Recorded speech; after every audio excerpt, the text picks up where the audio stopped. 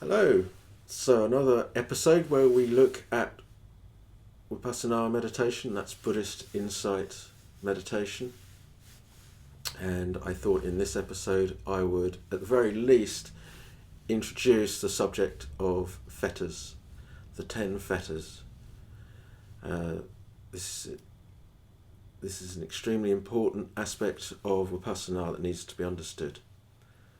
So I'll list the 10 fetters for you to get started. The 10 are the fetter of attachment to personality belief, the fetter of attachment to rule and ritual, the fetter of skeptical doubt, the fetter of gross greed, the fetter of gross hatred, the fetter of subtle greed, the fetter of subtle hatred, the fetter of attachment to fine material existence, the fetter of attachment to immaterial existence, the fetter of restlessness, the fetter of the I am conceit, and the fetter of ignorance. Okay, so to understand what we mean by fetter, we need to back up a little bit and remind ourselves of what the Buddha's teaching is, what is the end point of the Buddha's teaching, and why Vipassana meditation is so integral to it. So the Buddha's great discovery, what makes him Buddha, the awakened one, is his discovery of Nibbana.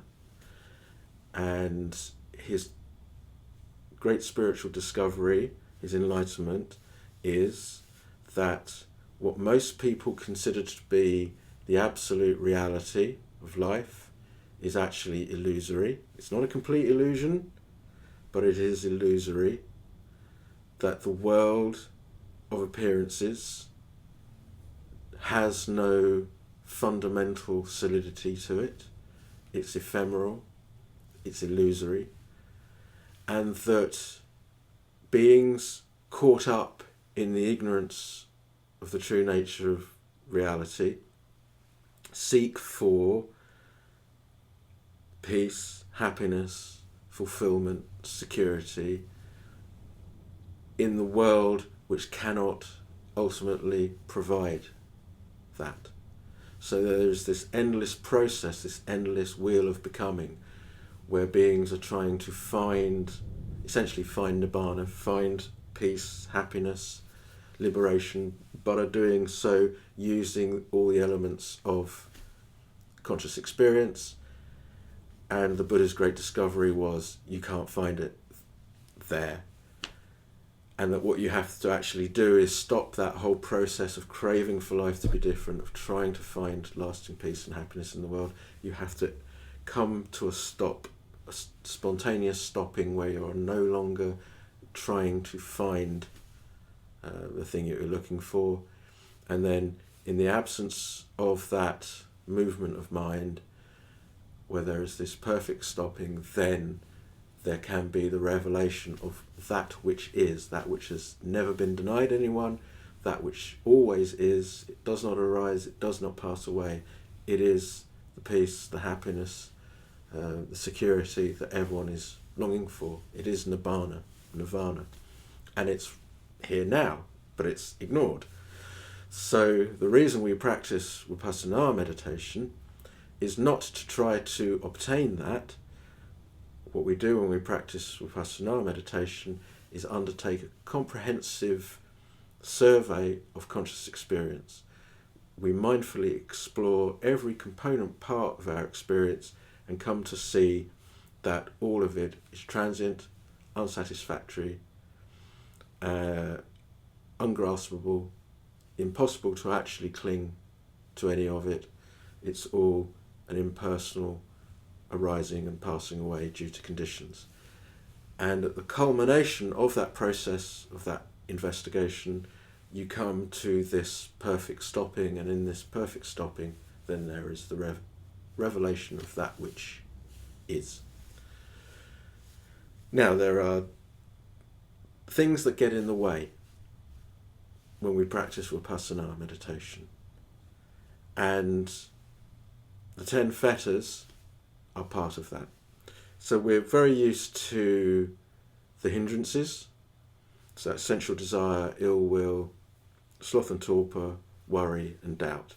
And you can say that they are the conscious manifestation of craving, the passionate desire for life to be different than it is. So when we're trying to meditate, and then we enter into daydream or sensuality or irritation or frustration and so forth. These are the conscious manifestations of our desire for life to be different than it is. And so we learn to put those aside and quieten the mind so that then we can observe the true nature of reality. But on a deeper level, on a more subtle level, we are hindered by these 10 fetters.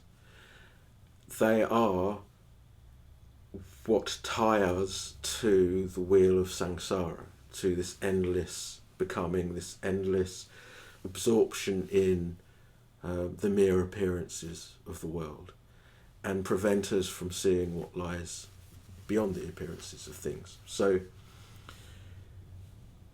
in the course of the insight training, we have to come to recognize these fetters, the operation of these fetters, and how in fact they do lash us tightly to the wheel of samsara, and we learn how to undo them.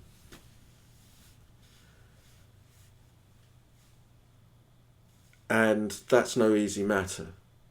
They are mental qualities that are very deeply entrenched within us, and it takes a lot of insight work to really truly pull up the roots of these fetters, to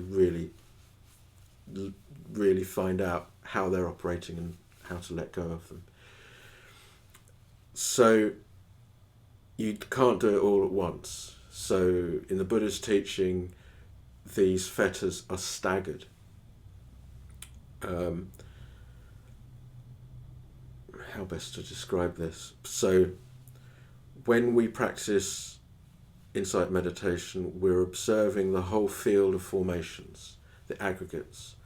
We're learning to observe how they arise and pass away due to conditions. We're learning to observe and note and recognize the three characteristics, the three universal characteristics in every component part of our experience. So we have to go through the whole field of formations, and we have to do so a total of 4 times. And we have to do so a total of 4 times because with each complete sweep, we only deal with a certain number of fetters. So on the first sweep, we deal with the first 3 fetters, namely the fetter of attachment to personality belief, the fetter of attachment to rule and ritual, and the fetter of skeptical doubt. On the second sweep through, so essentially we have to go back to the beginning of insight practice and learn again to observe each component part of experience and the universal characteristics. And on the second sweep through, we deal with the next 2 fetters, which are the fetter of gross greed and the fetter of gross hatred. Then we have to go back and we have to do it all over again. On the third sweep, we untie ourselves from the fetter of subtle greed and subtle hatred. And then we have to do it again, go through the sweep one more final time, generating insight into the field of formations all over again. And this time we undo the final 5 fetters, the fetter of attachment to fine material existence, the fetter of attachment to immaterial existence, the fetter of restlessness, the I am conceit, and finally ignorance. So we call them the 4 paths of insight. And so it does get tricky putting this across. So you have to think of it as like, there's this field of formations. We have to generate insight into the field of formations again and again. We have to do it 4 times. So the first sweep through we call the path of stream winning. The second we call the path of once returner. The third path we call the path of non-returning, and then the final path, the fourth path, we call the path of arahant or arahantship. And in subsequent episodes I can go into more details about that. But there is a whole progress of insight on each path. So the insight starts as being very rough and very difficult, and then gradually as our insight deepens, it becomes more subtle, and we start to see more and more and more.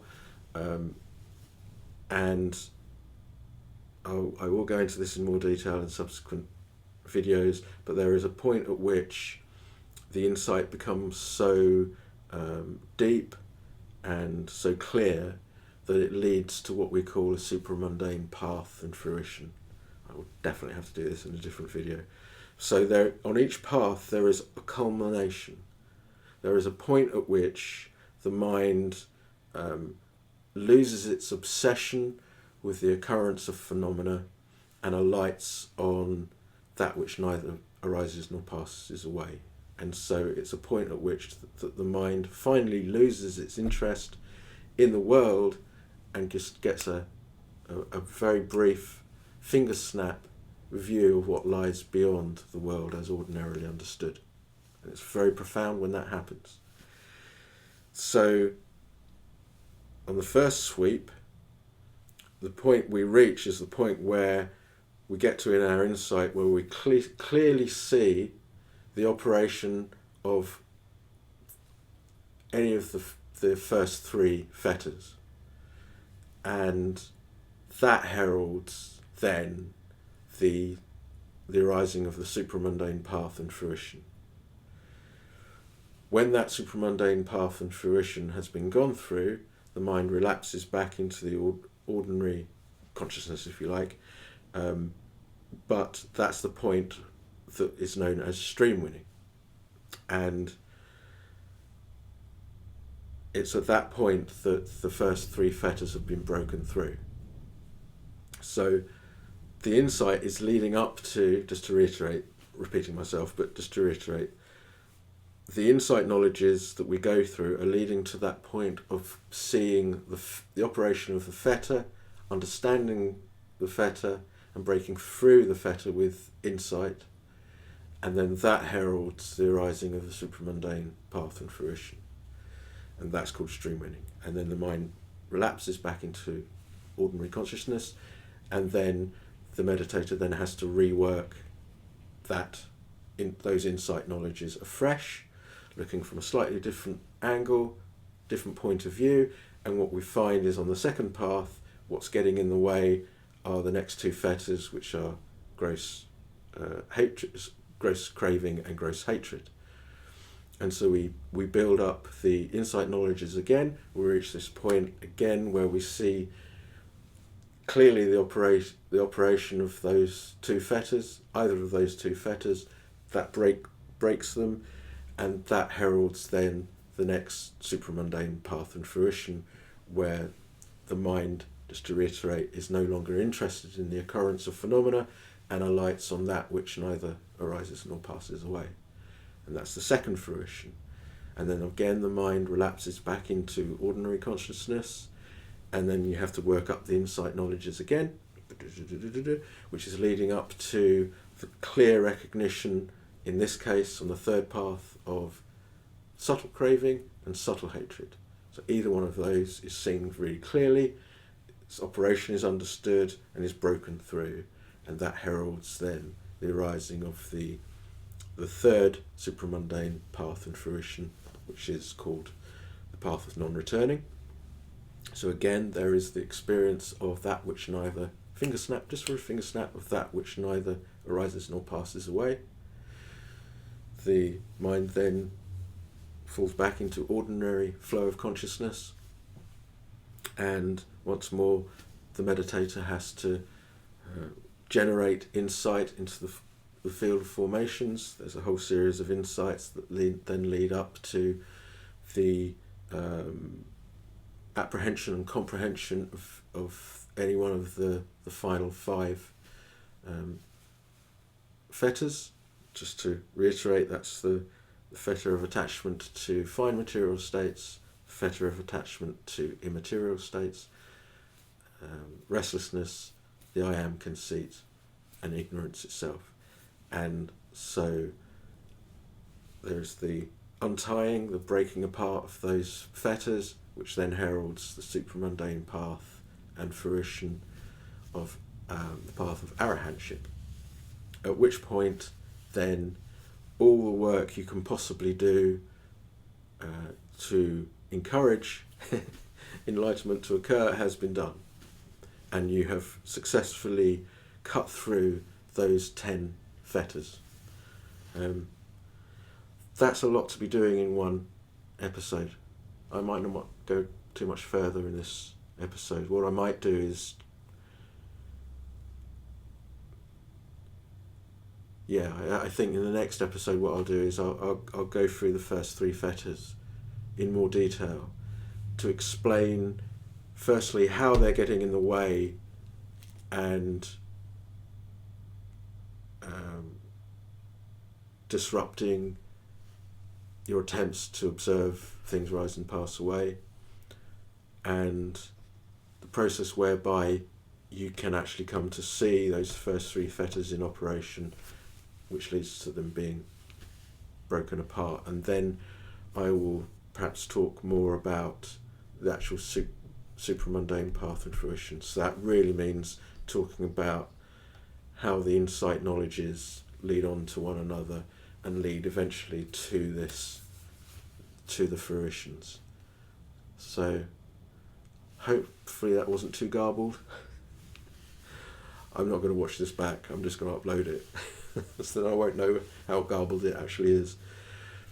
But any questions on that, on the fetters, then please do ask. But yeah, I think that'll do for this time. Okay.